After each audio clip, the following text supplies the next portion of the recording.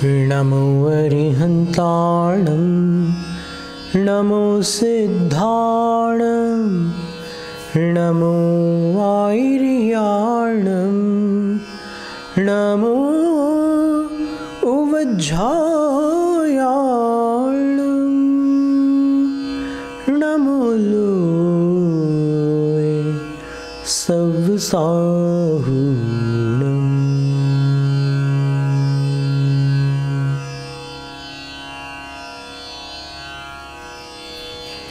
आचार्य वादिराज मुनि एक ही भाव स्तोत्र के 12वें काव्य में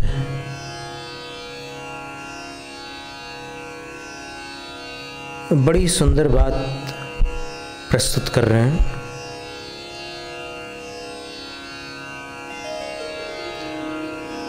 जप का कितना महत्व है वो दर्शा रहे हैं। प्रापद्दैवं तव नुतिपदैर्जीवकेनोपदिष्टैः पापाचारी मरणसमये सारमेयोऽपि सौख्यं कः सन्देहो यदुपलभते वासव श्रीप्रभुत्वं जल्पञ्चाप्यैर्मणिभिरमलैस्त्वन्नमस्कार चक्रम्।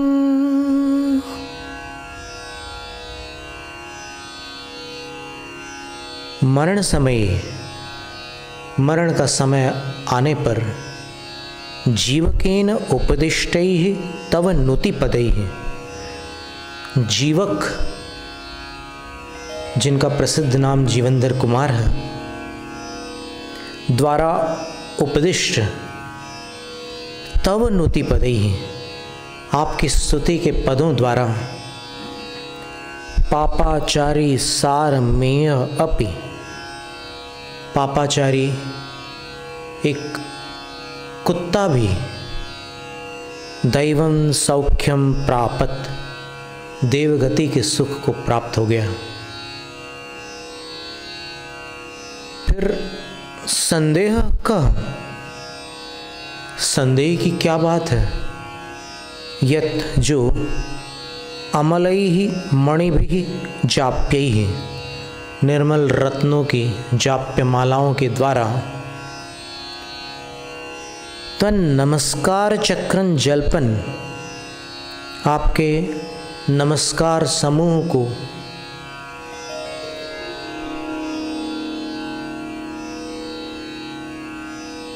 मंद स्वर में जपता हुआ वासव श्री प्रभुत्वम उपलभते, इंद्र के वैभव को और इंद्र के प्रभुत्व को, सत्ता को प्राप्त कर लेता है। तो इसमें संदेह की क्या बात है। इसका एक पौराणिक दृष्टांत है। अंतिम तीर्थंकर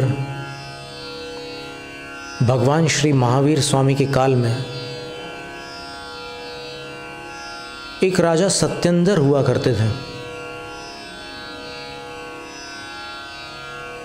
जिनके अपने ही एक व्यक्ति ने षड्यंत्र रचकर उनको मिटा डाला। लेकिन मिटने से पूर्व राजा सत्येंद्र ने अपनी गर्भवती रानी को मयूर यंत्र के माध्यम से श्मशान में सुरक्षित उतार दिया और रानी ने पुत्र को जन्म दिया। उस पुत्र का लालन पालन सेठ गंधोत्कट के यहाँ पर हुआ और जीवंधर कुमार हमेशा सेठ को अपना पिता और सेठानी को माँ समझता रहा। उसके और भी जितने भाई थे उनको अपना सगा भाई मानता था। और इधर माता विजया किसी आश्रम में रहने लगी। समय व्यतीत होता चला गया। एक बार जीवेंद्र कुमार, जो कि जीवक नाम से यहाँ पर इस श्लोक में, इस काव्य में आचार्य वादिराज मुनि द्वारा उपस्थित किए गए हैं, वो अपने बाल सखाओं के साथ खेल रहा था तो कोई अस्त व्यस्त केशों वाला अपरिचित व्यक्ति उस ओर आया। सारे बालक उनकी वेशभूषा और चाल ढाल को देखकर घबरा गया और भाग खड़े हुए, लेकिन जीवेंद्र कुमार वहीं खड़े रहे। तब वो जब निकट आया तो उन्होंने पूछा कि बालक, मुझसे डर नहीं लगता तुम्हें?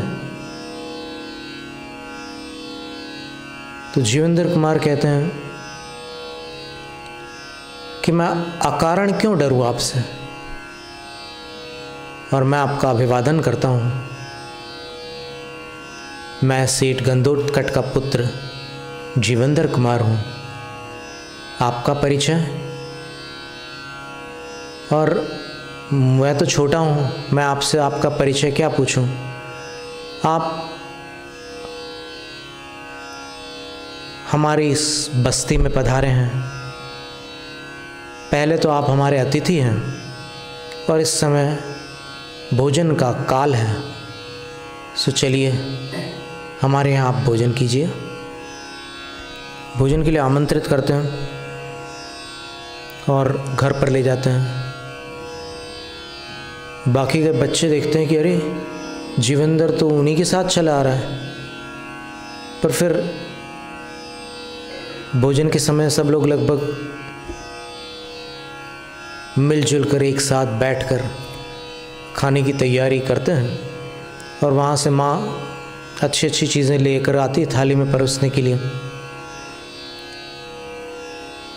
और उस समय जीवेंद्र की थाली में भी कुछ कुछ चीज़ें रखती है तो जीवेंद्र रोने लगता है। तब वो व्यक्ति जो जीवेंद्र से काफ़ी खुश था, वो पूछता है कि अरे बालक, तुम रो क्यों रहे हो? तुम्हारे जैसे चतुर बालक, तुम्हारे जैसे बुद्धिमान बच्चे रोते नहीं हैं। तब जीवेंद्र रोते रोते कहता है कि बुद्धिमान बच्चे ही रोते हैं। ऐसा कैसे? तो जीवेंद्र कहता है कि देखो, रोने से एक तो कफ निकलता है और कफ निकलने से भूख खुल जाती है। एक फ़ायदा तो ये हुआ। दूसरा लाभ ये है कि रोने से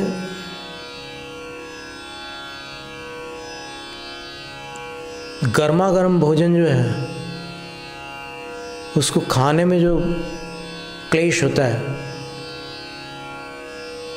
रोने में जितना समय लगता है उतने में भोजन ठंडा होता है। दूसरा लाभ। तीसरा लाभ ये है कि रोने से मनचाही वस्तुएं भी माँ दे देती है, इसलिए रोना तो बुद्धिमानों का काम है। इस प्रकार से एकदम एक विनोदपूर्ण वातावरण था वहाँ पर। सब लोग अच्छी तरह से भोजन करते हैं और भोजन करते करते अचानक जीवेंद्र कुमार की थाली में जो लड्डू था, वो सोचता है कि मैं भोजन प्रारंभ करने से पूर्व किसी और को खिलाता हूँ। हमेशा मेरी आदत है, तो आज मैं ये लड्डू इनको खिलाऊंगा। तो फिर वो लड्डू खाने को तैयार नहीं हुए, तो फिर बोले कि नहीं, आधा तो खाना ही पड़ेगा, और आधा लड्डू उनको हट करके खिला देता है और फिर अपनी थाली पर बैठ करके अच्छे से भोजन करता है। और जब सब भोजन कर लेते हैं तब वो व्यक्ति अचानक उठ करके सेठ गंदोटकट से कहता है कि सेठ जी, आज मैं एक असाध्य व्याधि से मुक्त हो गया। तुम्हारे पुत्र के हाथ से भोजन करके आधा लड्डू खाकर मेरा रोग चला गया। मुझे भस्मक व्याधि थी। मैं कितना भी खा लूँ, कुछ भी खा लूँ, वो सब भस्म हो जाता था। मेरी जठराग्नि इतनी तीव्र थी कि मेरा पेट कभी भर नहीं सकता था, और आज इस आधे लड्डू से मेरा पेट भर गया। निस्संदेह तुम्हारा यह पुत्र कोई पुण्यात्मा है, और इसका ऋण उतारने के लिए मैं एक प्रार्थना करना चाहता हूँ। मैं इसको पढ़ाऊँगा। तब सेठ उनको देखकर, उनके हालत देख करके बोलते हैं कि क्षमा कीजिएगा, हम आपको पहचानते नहीं हैं, लेकिन हम अपने बारे में आपको जानकारी देना चाहते हैं कि हम लोग शुद्ध जैन हैं, और हम अपने बच्चों को कहीं और नहीं पढ़ाना चाहते। हम किसी जैन शिक्षक के पास ही उसको पढ़ाना चाहते हैं। तब फिर उस अनजान व्यक्ति की मुख मुद्रा अत्यंत गंभीर हो जाती है।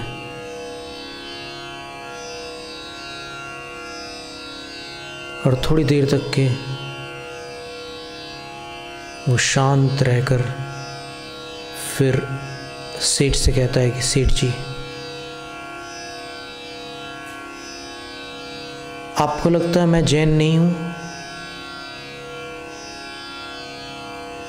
सेठ जी बोले कि ऐसी अवस्था देखकर तो समझ में नहीं आता कि आप जैन हैं। वो बोलते हैं कि मैं अपनी पूरी घटना सुनाते हैं। मैं निर्ग्रंथ साधु पद का धारी था। मेरा नाम आर्य वर्मा था। मुझे आर्य नंदी भी कहते थे, लेकिन भस्मक व्याधि के कारण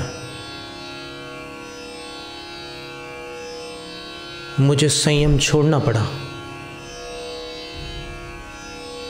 मैं संयम से नीचे आ गया, लेकिन मैं श्रद्धा से पतित नहीं हुआ हूं। मैं व्याधि मुक्त होकर दीक्षा धारण करने के लिए कटिबद्ध हूं, लेकिन ऋणी होने के कारण मैंने ये प्रस्ताव रखा है कि आपके पुत्र को मैं पढ़ाना चाहता हूं।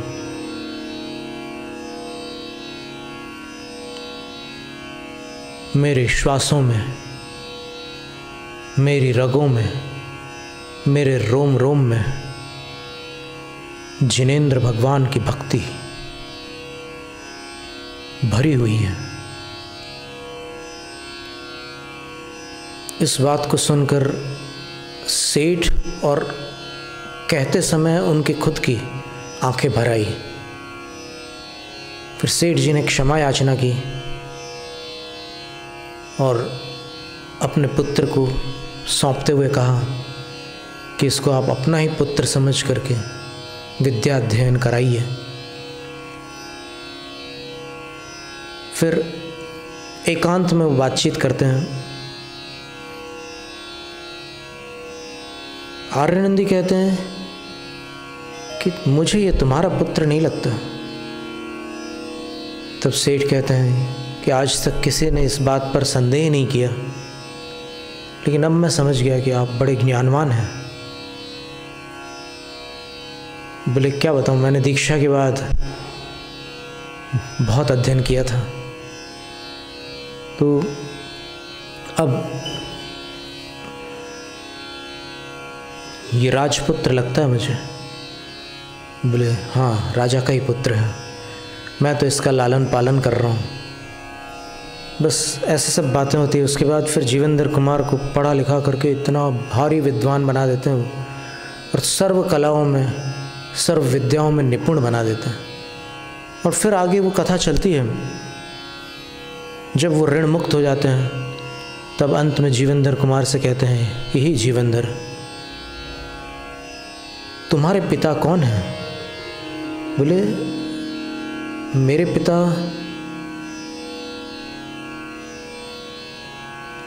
आप बताइए कौन है? बोले तुम्हारे पिता राजा सत्येंद्र थे। और फिर वो पूरी घटना सुना देते हैं। बोले कि आप ये चीज़ जानते थे और मुझे बताया नहीं आपने? बोले गुरु बहुत कुछ जानते हैं, लेकिन समय आने पर ही कुछ बातें बतलाते हैं। सब कुछ एक साथ नहीं बताया जा सकता शिष्य को। अब तुम जो कुछ करना है कर सकते हो, तुम समर्थ हो। तुम असमर्थ थे तब अगर मैं बताता तो फिर बात बिगड़ जाती। जीवेंद्र कुमार उसी भव से मोक्ष को प्राप्त हुए हैं। राजगृही की दूसरी पहाड़ी से जीवेंद्र कुमार ने निर्वाण को प्राप्त किया है। और वो अरिहंत सिद्ध पद को प्राप्त जीवेंद्र कुमार जब एक बार राज्यावस्था में ऐसे भ्रमण कर रहे थे तो किसी ब्राह्मण की यज्ञशाला में कोई कुत्ते ने किसी सामग्री पर मुंह मार दिया। उस कुत्ते की ब्राह्मणों ने इतनी पिटाई की कि वो मरणासन्न हो गया। जीवेंद्र कुमार उसकी अवस्था को देखकर करुणा से भीग गए और उसके पास जाकर के उसको सहलाने लगे। उसको यही जो काव्य में लिखा हुआ है, भगवान की स्तुति के पद सुनाए और वो देव बन गया। उसकी मृत्यु तो निकट थी क्योंकि कंठगत प्राण हो ही चुका था पिट करके। बीच में उन्होंने ब्राह्मणों में से किसी ने टोका कि अरे क्या उसकी पीड़ा दूर कर रहे हो तुम? उसने हमारी सामग्री झूठी कर दी है। जीवेंद्र ने कहा कि मैं उसकी पीड़ा दूर नहीं कर रहा हूँ, उसको देखकर मुझे जो पीड़ा हो रही है उसको दूर कर रहा हूँ। तो मरते समय हे भगवान, आपकी स्तुति के पद को सुनकर कुत्ता देव बन सकता है, तो फिर जो रत्नों की शुद्ध मालाओं से आपके जप को जपेगा, जाप्य मंत्रों के द्वारा जप करेगा, वह यदि इंद्र के वैभव और प्रभुत्व को प्राप्त कर ले तो इसमें संदेह किस बात का है। पद्यानुवाद।